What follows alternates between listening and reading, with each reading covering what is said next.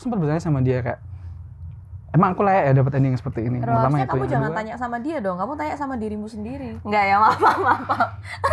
makan. Kamu kayak mau nangis ya. Waktu itu yang aku kayak, what gitu loh. Cewekku tuh hamil sama cowok lain. Gitu loh, terus. Nah, membongkar pokoknya. Halo good friends, kenalin aku Zafanya. Dan sebenarnya aku masih nggak ngerti kenapa aku ada di sini, aku mau ngapain. Tapi sekarang aku lagi sama Kak Doni. Halo. Kak Budo. Oh, Kak Budo. Iya, kenalnya udah nggak Doni sekarang. Oh, Budo. Oh ya. Oh, sama Kak Budo. Ini kenapa ya kita berdua di sini? Dan ini baru pertama kalinya sih aku ada di channel ini juga. Jadi kayak masih agak kaku gitu, agak deg-degan. Tapi kenapa sih kok aku bisa di sini dan Kak Budo juga ada di sini? Sepertinya ini akan jadi sebuah varian baru. Varian baru, nggak maksudnya. Varian apa nih? Varian YouTube baru. Oh, varian YouTube baik. baru. Varian YouTube baru gitu. Oh gitu. Terus rencananya sih hostnya aku, cuman episode pertama kayaknya lebih menarik kalau hostnya bintang tamunya. Bisa gitu ya? Nah gitu, dibalik. Oh. Gitu. Tapi kan ya jadi bingung juga Pak. Ini ngomong apa ya? Iya, nggak apa-apa, kita Nggak apa-apa spontan aja. Kan ini tema kontennya adalah curhat. Oh curhat. Nah, curhat. Curhat sama Fanya. Apa ya berarti ya? Jangan, nanti kamu terus loh hostnya. Oh iya. Loh, nggak ya apa-apa. Barangkali. Dicatat ya, hostnya Fanya ya. Bolak-balik Solo Jogja ini aku nih. Tapi kenalan dulu lah, walaupun episode 1. Walaupun kamu hostnya, tapi kenalan juga dong. Namaku Budo. Ya udah itu aja. Udah gitu Udah aja. itu aja. Nanti lama-lama juga kenal gitu. gitu. Lama-lama mereka akan kenal kita siapa gitu. Oke. Tuh. Nama ininya apa sih Kak? Nama ini acaranya? Nama varian barunya ini apa? Ini apa ya? Tanya Fanya. Enggak ya? Reveal the truth. Nah, Reveal the membongkar pokoknya. Ini YouTube-nya nih pokoknya intinya tentang kita membongkar-bongkar gitu. Oh, membongkar. Bongkar-bongkar. Ngomong-ngomong soal reveal the truth, apa yang mau dibongkar? Enggak sih, sebenarnya tujuanku bikin bukan channel sih, apa ya, acara ini, konten ini tuh kebetulan aku bikin kayak konsultasi dengan psikolog profesional gitu. Oh, oke. Karena kan sekarang lagi isu yang lagi kenceng nih mental health issues. Iya, benar. Lagi banyak ya, lagi banyak apalagi anak-anak muda ya yang banyak yang masih belum mengerti dan juga banyak yang mungkin masih udah takut, tahu ya, gitu. masih takut juga buat Ya, cerita. benar, Nah, itu. benar. Jadi kayak di konten ini tuh aku mau bikin orang-orang tuh supaya istilahnya mengencourage mereka lah. Supaya berani untuk cerita, datang ke psikolog atau psikiater untuk menceritakan keluh kesahnya. Oh, iya. Yang kadang nggak bisa diceritain, akhirnya dipendem dan bisa jadi suicide, bisa jadi macam-macam lah gitu. Tapi bener juga sih, banyak yang aku denger gitu loh, kayak kenapa orang-orang pada takut ke psikolog atau ke psikiater itu tuh karena mungkin mereka takut dibilang gila ya. Bener banget. Mungkin dibilang sakit mental. Padahal yang namanya sakit mental itu tuh nggak ada salahnya gitu. Kan semua orang bisa sakit ya. Yes, bener.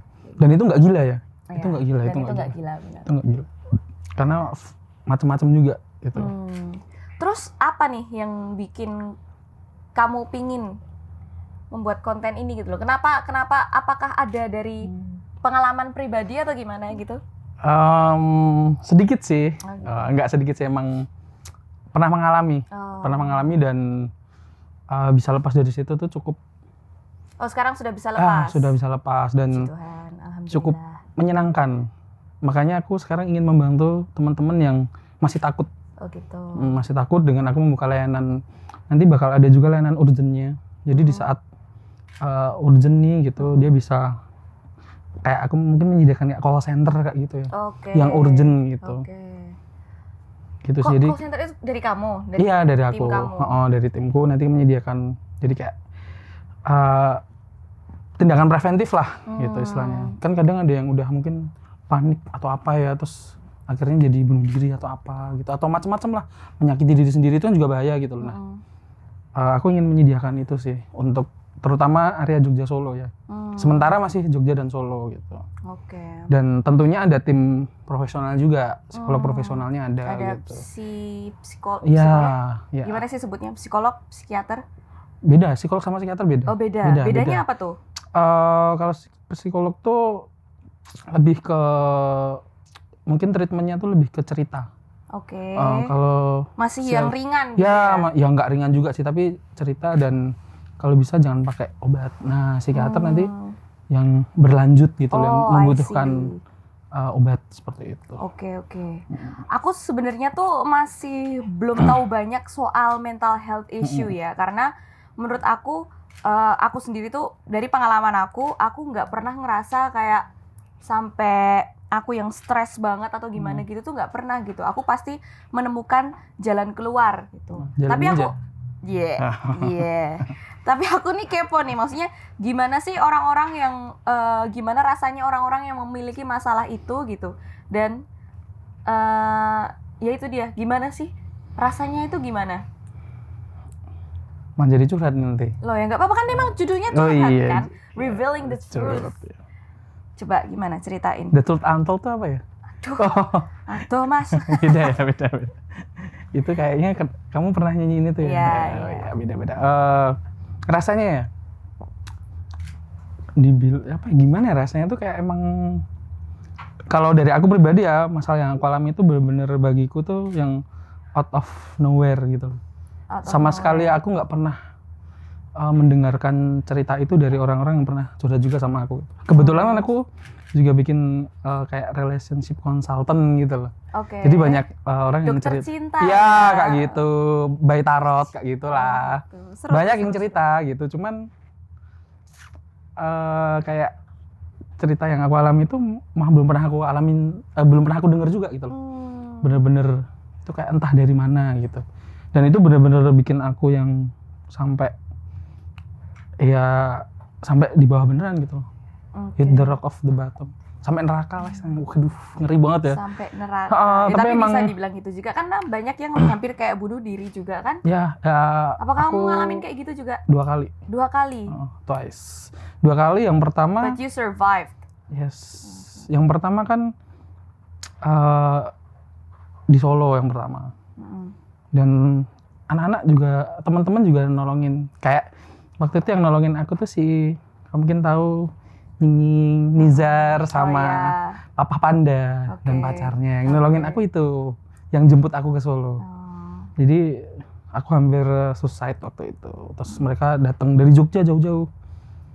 Jadi kayak habis itu kayak setelah itu tuh mereka bergantian menemani aku gitu. Sifan supaya aku nggak sendiri. Terus ada juga saudaraku sih namanya Ayu dan Jogas, dia juga bener-bener ngedampingin lah waktu itu.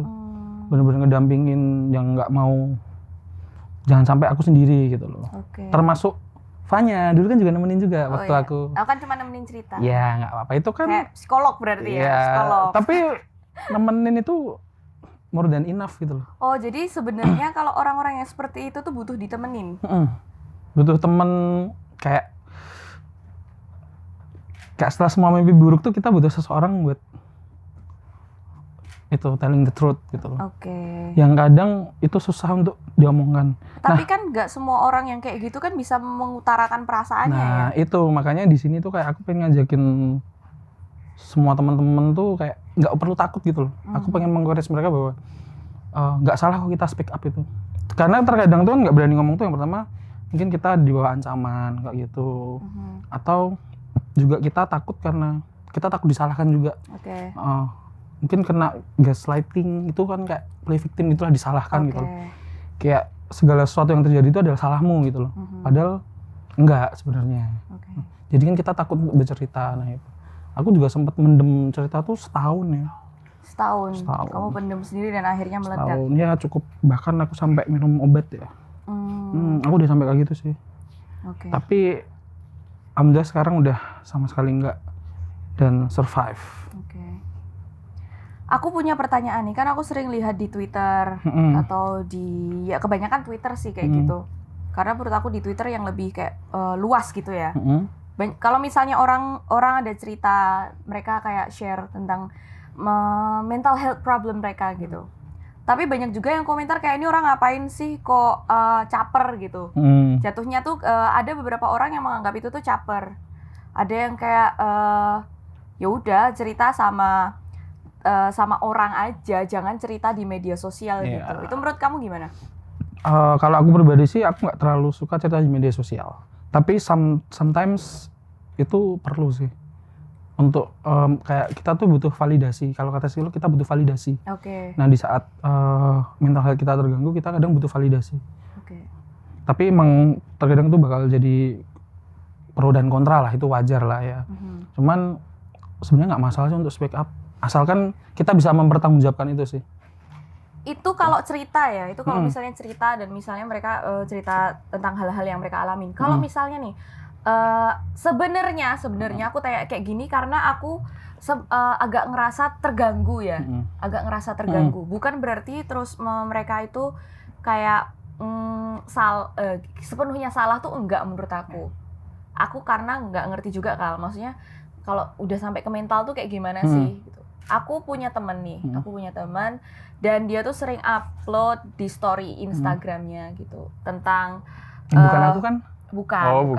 Yeah, how they hurt themselves gitu, themselves.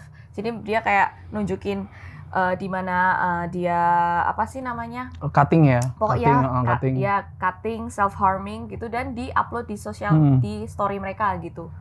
Itu sebagai seseorang yang mungkin kayak temenan sama dia, aku bisa dibilang aku temenan sama dia, cuman aku agak sedikit terganggu gitu. Menurut kamu gimana tuh? Karena menurut aku jatuhnya kayak kalau cerita sama self harm itu beda ya. Gitu. Kalau self harm itu emang seharusnya kita harus periksa sih. Beda dengan cerita-cerita kan mungkin kita udah selesai dengan problem kita sendiri dengan orang lain, akhirnya kita berani speak up kayak gitu. Kalau menurut kamu yang tapi kalau self harm itu menurutku itu masih harus periksa. Ya, masih harus periksa. Ya. Menurut kamu yang sebagai orang yang pernah mengalami mental health problem itu mengganggu nggak seperti itu? Atau caper gitu nggak?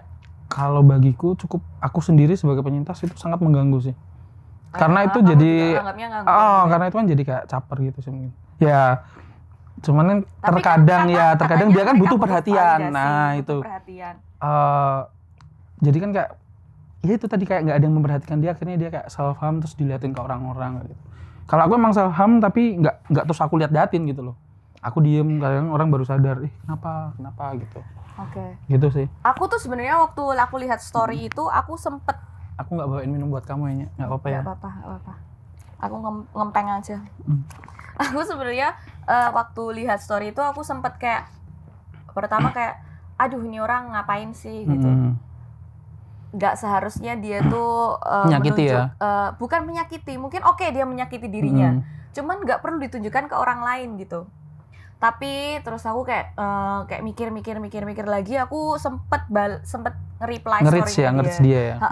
Tapi aku cuma bilang gini kayak apapun masalah kamu gitu, stay strong aja. Kayak aku berusaha untuk keep support dia gitu loh. Kalau misalnya butuh cerita ya cerita ke aku atau enggak ke orang yang kamu percayai gitu. Don't hurt yourself lah, karena itu nggak ada apa sih? Gak ada untungnya. Gak ada untungnya, benar. Tapi dengan kayak gitu dia tuh menjawab kayak dia enjoy. Jadi mungkin kayak dengan menyakiti dirinya sendiri itu bisa membuat dia meluapkan gitu juga. Jadi bisa lupa ya udah sakitnya tuh di sini, bukan di sini atau di sini gitu. Ya itu mungkin kalau ahli bilang mungkin lebih ke arah masokis ya, menyakiti diri sendiri. Tapi sebenarnya itu juga bermacam-macam sih bentuk masokis itu tadi. Ada yang emang bentuknya secara fisik kayak tadi itu, cutting dan lain-lain. Tapi kalau aku dulu justru cenderung masokisnya ke arah pikiran gitu loh. Jadi kayak aku udah tahu disakit, aku lanjut terus gitu. Cukup mengerikan sih seperti itu. Memangnya kalau boleh tahu kenapa sih? Masalahnya gitu? Sampai kamu bisa kena mental gitu. Kena mental, bro. Kalau aku sih masalah sebenarnya sering sih dapat masalah ya, namanya hidup ya. mungkin masalah kerjaan, masalah lain itu kayak menurutku masih bisa diatasin sih. Tapi kalau aku lebih ke masalah relationship. Relationship, dan itu menurutku cukup sampai menghela nafas. Sampai sekarang masih membekas. Aku akhirnya terdiagnosa PTSD. Yang Post traumatic artinya? syndrome. Yang mungkin terkadang dijalani tiba-tiba inget, kita jadi emosi, jadi marah gitu. Atau kadang jadi takut gitu. Jadi kayak yang kalau bukan korban sih, kayak tentara yang pulang dari perang itu biasanya kena PTSD juga. Yang dia ngelihat banyak mayat kayak gitu-gitu. Terus ketakutan sendiri atau jadi emosional. Halusinasi ya kayak gitu. Iya, jadi trauma gitu loh. Kayak mungkin dia lihat tabrakan terus dia jadi inget waktu dulu perang banyak yang mati. Nah, kalau aku mengalaminya di relationship kayak gitu. Jadi terkadang lihat mungkin kamu nih sama pacarmu ya kan, bermesraan ngobrolin apa, tiba-tiba aku jadi keinget. Nah, itu kadang bisa ngerubah mood secara langsung, atau kadang jadi emosional gitu. Karena kalau aku sendiri sih jadi curhat ya. Kalau dalam relationship sih selama ini nggak pernah ada masalah yang serius sih menurutku. Kayak ya namanya selingkuh lain-lain itu udah biasa, dan aku dengan semua mantanku baik-baik aja. Bahkan yang udah punya keluarga, punya anak pun sampai sekarang masih berteman baik gitu loh. Karena bagiku permasalahan yang kayak gitu tuh ya wajar gitu loh. Ada ya tadi ada selingkuh apa atau cheating lah apa, itu kayaknya udah biasa deh, dan ya marahnya pas itu doang terus udah gitu. Ya udah kita jadi masih teman. bisa dimaafkan. Tapi yang aku alamin tuh kayak itu apa bener-bener yang membuatmu tidak bisa memaafkan? Apakah sekarang sudah bisa dimaafkan atau sempat memaafkan tapi kayak nggak bisa gitu loh. Masih susah, bukan nggak bisa tapi masih susah. apa tuh? Jadi dikit aja sih ya. Nggak apa-apa. Cewekku tuh hamil sama cowok lain. Oh gitu. Terus waktu itu yang aku kayak what gitu loh. Oh, itu posisi kamu masih pacaran sama ya dia? masih dong, dan itu berjalan cukup lama, setahun, dan setahun tuh aku diem. Yang tahu ya cuma orang-orang nolongin tadi itu, dan aku diem aja ke semua orang gitu loh. Diem, dan kayak itu ngerubah jalan pikirku banget sih. Jadi kayak mungkin gear motor jalannya ke depan atau ke belakang terus gitu loh. Jadi kayak bangun tidur, mau tidur tuh keripit, ingatan itu tuh keripit tuh loh. Nah itu yang ngeri. Jadi kayak aku tidur takut, bangun tidur juga takut itu keripit terus di otak gitu. Sampai akhirnya makanya aku konsumsi obat itu supaya kalau aku pas keinget tuh sini aku sakit loh, sakit banget. Oh ya? Sampai aku coba untuk tidur pun tetap kerasa di tidur. Bahkan itu sampai ke fisikal juga sakit. Ya sakit banget. Jadi kayak kenceng sininya. Kayak sarafnya tuh jadi kenceng gitu. Habis karena makan kan kambing tuh kamu? Enggak ya, maaf. Makan. Sekali kamu kayak mau nangis ya. Ya lanjut. Enggak. Itu sih terus kayak ya udahlah, pertamanya aku udah yang ya udahlah gitu. Ya berantem lah, wajar berantem, tapi kayak malah aku yang disalahin gitu loh. Oh ya, dia nyalain kamu? Iya, nyalain, maksudnya kayak gimana sih kok mah dibalik gitu loh. Ya aku jadi kena gaslighting itu tadi, kebalik gitu loh. Disalahin bla bla bla. Terus akhirnya ya udah kita nggak usah ketemu dulu, kita ketemu di hari ini kayak gitu. Kayak di situ udah nyiapin kayak ya istilahnya dinner terakhir lah kayak gitu. Aku tanyain kayak kamu mau lanjut atau masih sama aku gitu. Kamu mau lanjut ya udah nggak apa, yang at least I have a good ending with you gitu loh. Maksudnya sejelek-jeleknya dia bagiku kayak masih ya aku banyak berubah juga dari dia gitu. Ya lebih banyak kenangan yang baik. Ya nggak juga sih sebenarnya. Terus dia milih sendiri, ya udah sama kamu, oke, yang aku terima udahlah, walaupun seperti itu tadi ya. Apa kabar anaknya? Udah nggak ada. Oh, udah nggak ada. Udah nggak ada. Yang ya pokoknya intinya ngurusin aku semua. Di situ kayak aku bener-bener ngalamin itu hal yang belum pernah aku alamin gitu loh.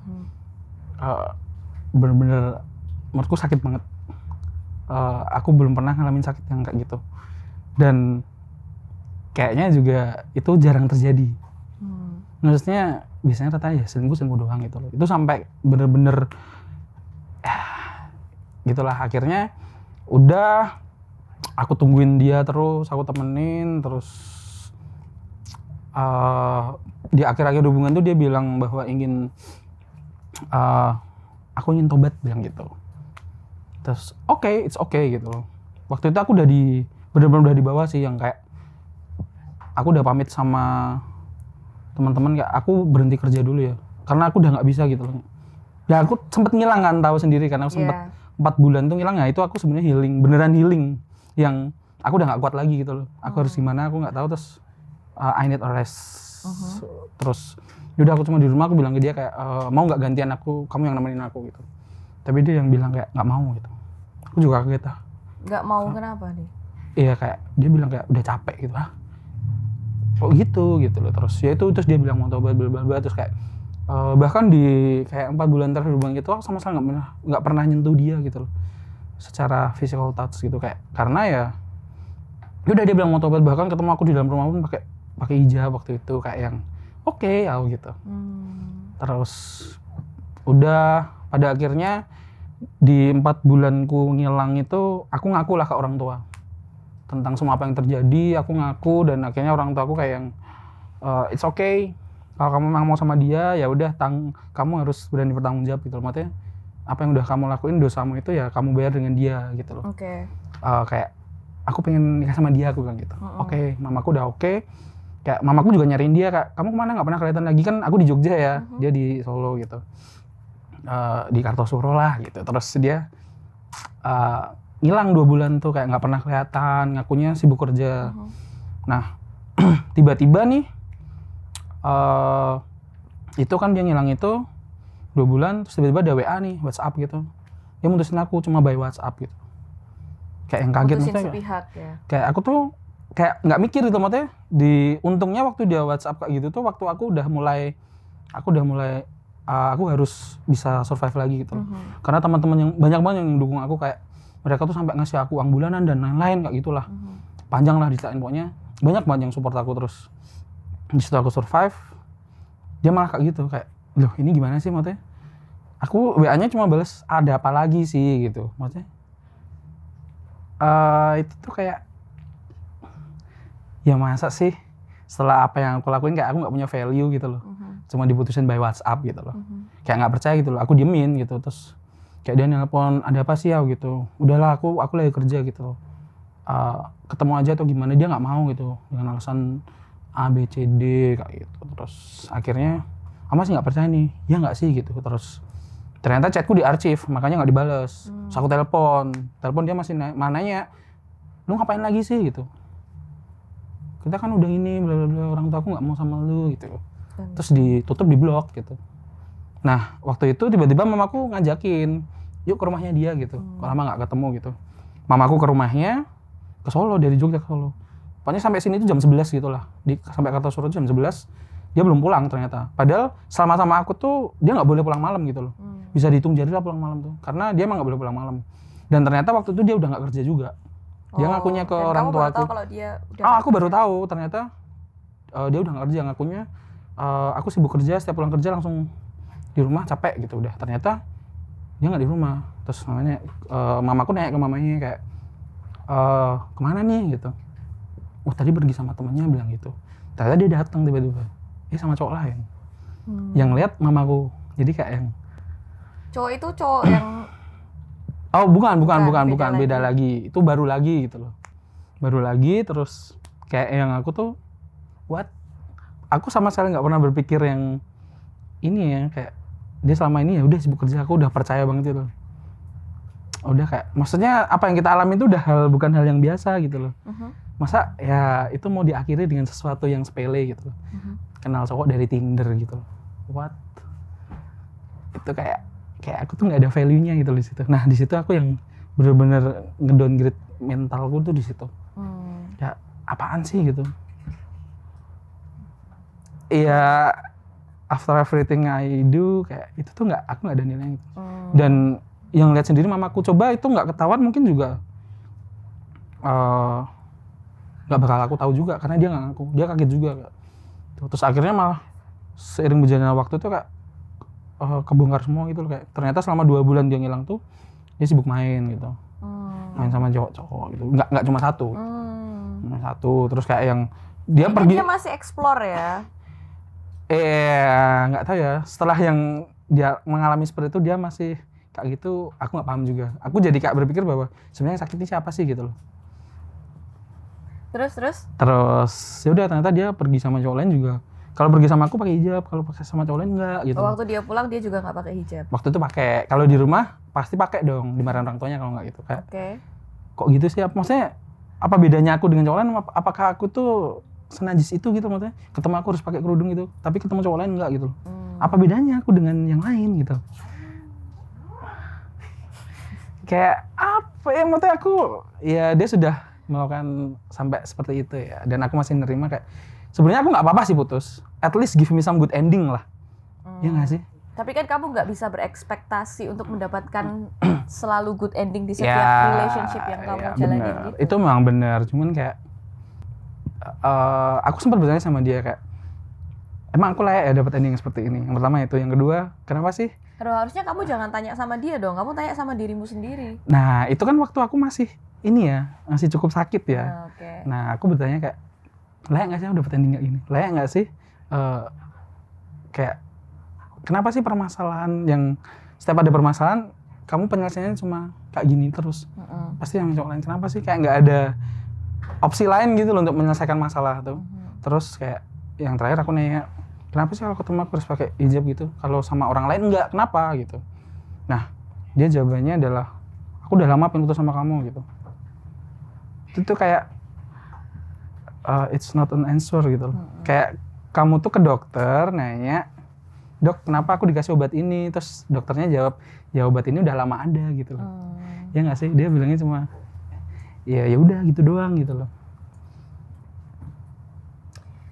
Oke, tapi pada akhirnya terus kamu putus juga sama dia? Iya dong. Putus. Udah terus. Ya udah. Nggak pernah kontak-kontakan lagi sampai sekarang? Sempet kok kontak karena orang tuanya nyariin. Ada apa sih, Mote kayak kok marah banget sih? Mote kayak kalau hubungan biasa kayaknya kalau nggak ada apa-apa nggak bakal semarah itu deh kayak gitu.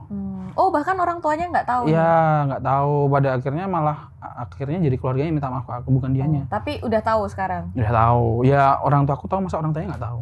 Kalau ada apa-apa nantinya yang disalahin aku, harus tahu dong orang tuanya. Kayak gitu. Akhirnya tahu malah minta maaf ke keluarganya, terus kayak udahlah aku akan berdamai dengan dia gitu loh.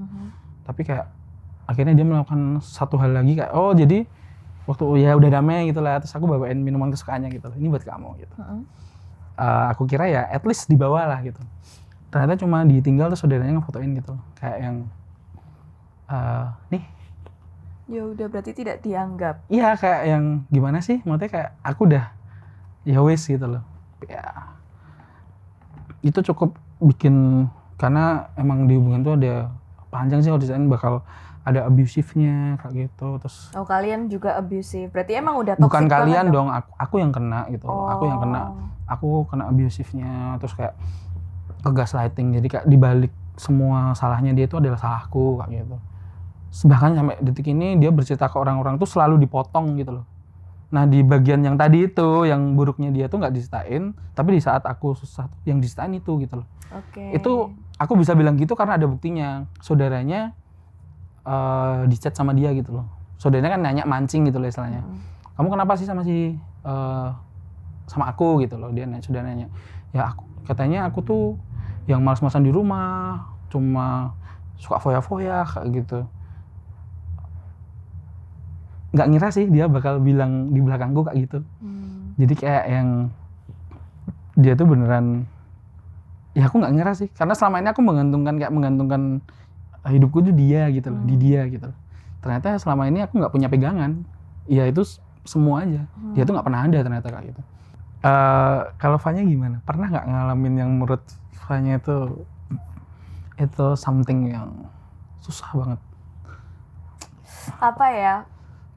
Puji Tuhan selama ini sih aku kayak nggak pernah sampai gimana ya, bener-bener mental breakdown banget gitu, nggak pernah sih. Cuman dulu aku pernah waktu zaman SMA mungkin ya, zaman SMA itu dulu kelas 1 SMA itu aku pernah sempet kayak stres. Aku nggak bisa bilang karena aku nggak pernah ngecek itu gitu loh. Cuman yang aku tuh kayak ngerasa nggak mau makan, nggak mau apa, jadi kayak nggak mau keluar kamar gitu loh. Dan dulu tuh gara-gara zaman SMA kan aku pernah dikeluarin dari sekolah kan, dari SMA itu karena masalah lah pokoknya, karena masalah sampai satu Jogja tuh tahu gitu. Sampai akhirnya aku harus pindah ke Semarang. Wah, aku tahu tuh. Pasti tahu sih kalau misalnya mungkin yang seumuran gitu ya. Sampai aku harus pindah ke Semarang itu akhirnya. Dan waktu aku mengalami itu gitu, aku kayak ngerasa ya pingin sendiri aja sih lebih. Aku udah lupa juga sih. Cuman aku sekarang mungkin dari permasalahan itu ya, dari permasalahan itu aku sekarang tuh kayak kalau ada masalah gitu lebih ke udahlah gitu loh. Udah amat ya. Lebih bisa mentalnya udah kebentuk ya. Mentalnya udah kebentuk, mungkin bisa kayak gitu ya. Jadi kayak nggak takut buat ngapa-ngapain. Kalau misal sampai terjadi sesuatu pun juga aku pasti menemukan jalan keluar gitu loh. Gimana caranya supaya aku tuh nggak di situ aja, aku bisa jalan terus dan nggak balik ke belakang lagi. Dan akhirnya sampai dari perjalananmu itu yang kamu menurutmu cukup tadi itu sampai pengen sendiri lain-lain, terus akhirnya bisa sampai ke Korea tuh kayaknya itu emang achievement ya. Bener-bener kalau aku ngelihatnya sih buatku itu sebuah achievement yang dari perjalananmu dulu kayak gitu terus sampai sekarang kamu bisa sampai di Korea dan punya grup idol ya, bener nggak sih?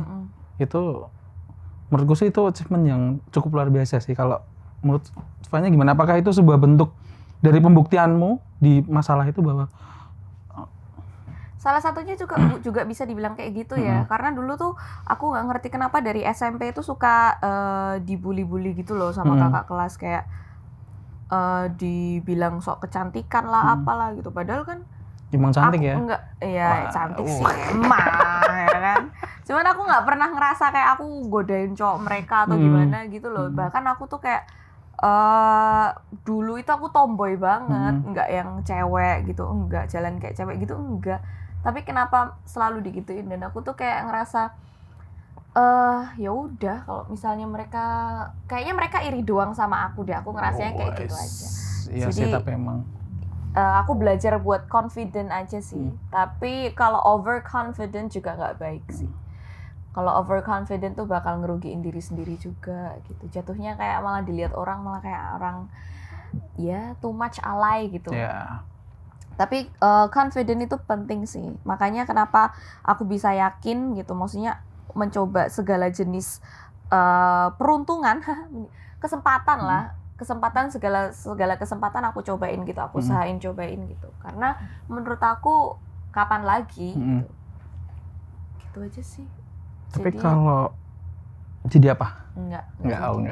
Tapi kalau menurutmu kan kamu cukup bisa banyak hal nih, kayak kamu bisa nyanyi, kamu bisa dance, kamu bisa acting. Menurutmu di saat kamu lagi ngedown nih secara mental ataupun fisik gitu, capek, kayak healingmu tuh menurutmu paling suka yang mana nih? Kalau aku kan aku ada banyak nih, ada bisnis, ada aku suka syuting gitu, suka moto. Bagiku kalau aku produksi itu adalah sesuatu yang menurutku healing itu aku gitu. Healingku tuh syuting tadi itu.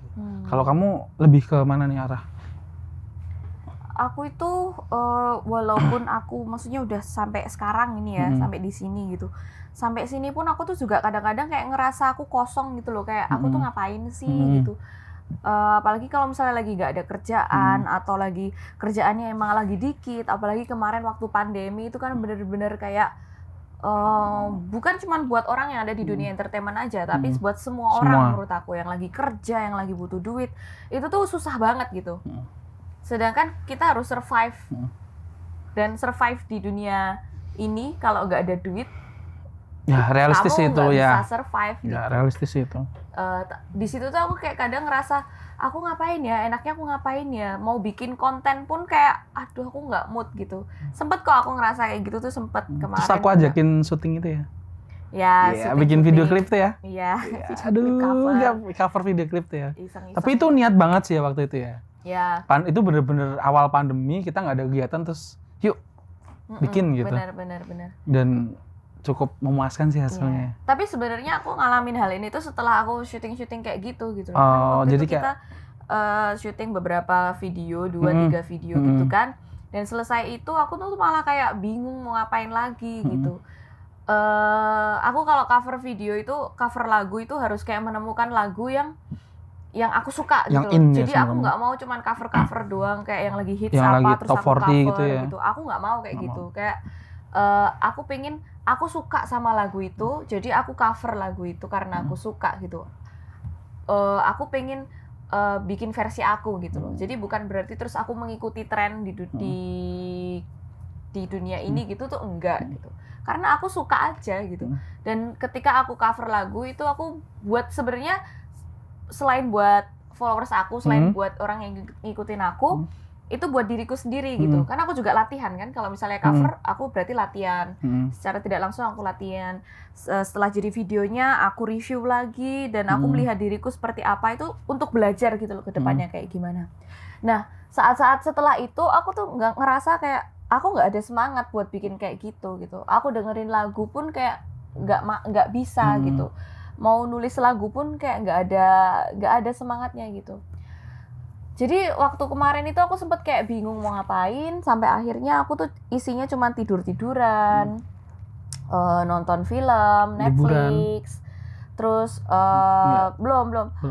Pokoknya nonton anime segala macam lah, apapun itu aku cobain olahraga gitu. Karena buat aku kalau misalnya aku cuman malas-malasan kayak gitu doang tuh kayak gimana ya, ada perasaan bersalah gitu loh atas diriku sendiri. Aku kayak ngerasa kayak ngapain aku gitu loh, kayak aku pengen ngelakuin sesuatu gitu.